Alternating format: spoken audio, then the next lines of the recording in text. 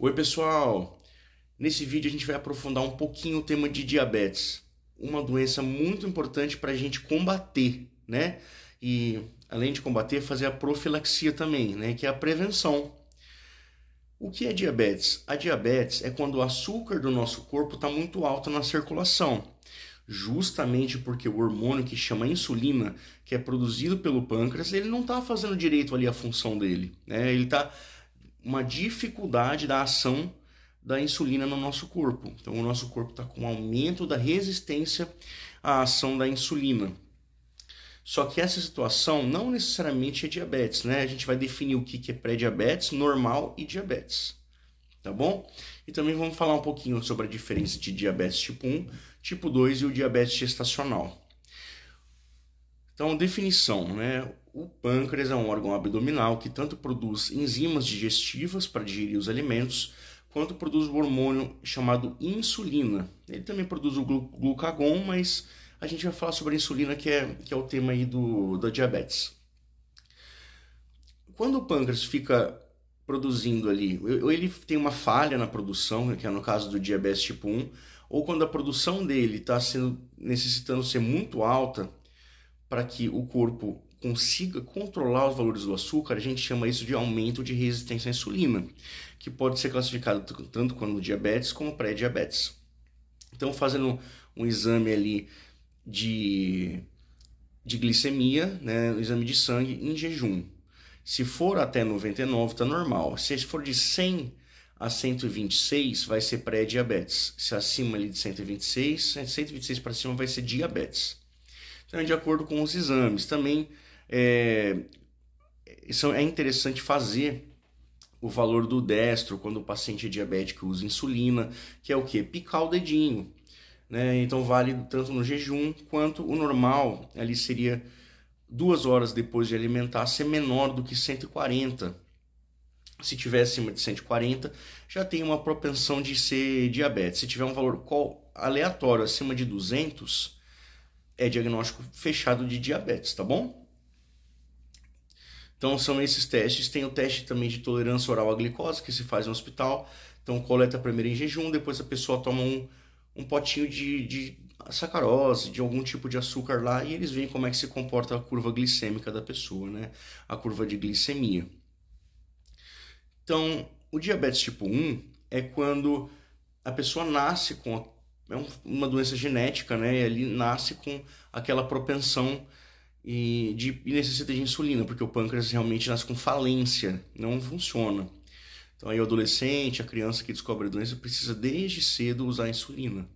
E aí tem várias opções terapêuticas aí para esse médico que está tratando essa pessoa fazer o tratamento.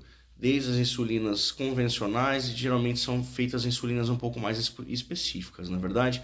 As convencionais ali que a gente trabalha com o diabético tipo 2 é a insulina NPH, que é um tempo intermediário de ação, e a regular, que é um tempo um pouco mais rápido de ação, né? Então a gente vai pensar tudo isso aí relativo, né?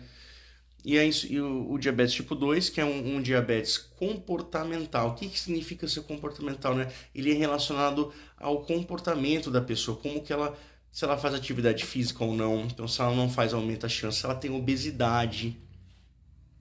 Se essa pessoa tem uma alimentação adequada, né, em relação ao consumo de proteínas, carboidratos, gorduras, fibras, etc. Essa alimentação é adequada dessa pessoa.